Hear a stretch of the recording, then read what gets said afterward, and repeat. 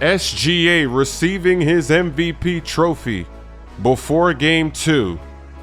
This would have been a great opportunity for the Timberwolves to get a win and send a message, but instead it was pure domination.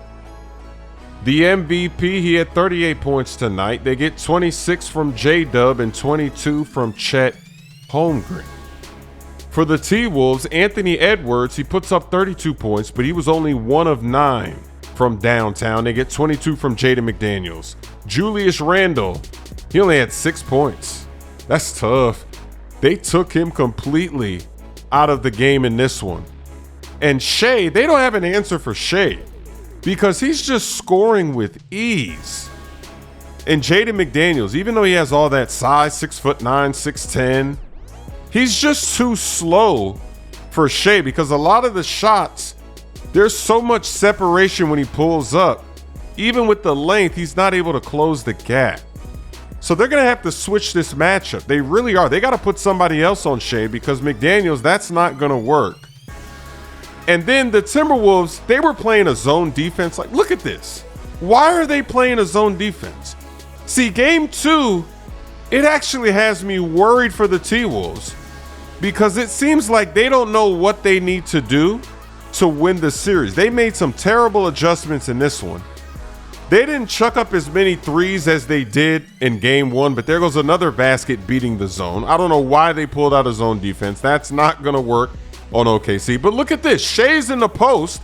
He's on the low block. And look at all that separation when he pulls the shot. So how come Shea can go in the low block, but Julius Randle can't? And he's still trying to post at the three-point line. So I don't know what the T-Wolves are doing. I don't know what their strategy is. But this might be a quick series. We'll have to see if they actually change up something in Game 3, but it's not looking good. And then once again, McDaniels, way too much space. Come on now. Splash. It looks like easy work. It was a close game in the first half, but eventually, OKC, they're going to pull away. There goes another shot. See, he just kind of gives them a little strength, because McDaniels, he doesn't really have strength. He's got length, but no strength. Now he's going into the paint for a scooping layup.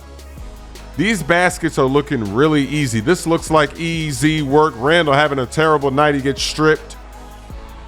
T-Wolves fans, get in the comment section. Do you still believe in this team? Because this seems like last season. When they got to the conference finals, they just disappeared.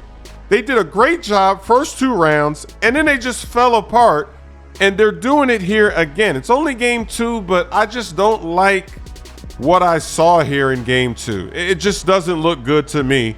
The lob to Chet. That's another thing. They don't seem to have an answer for Chet Holmgren. He is balling out here. He's going crazy.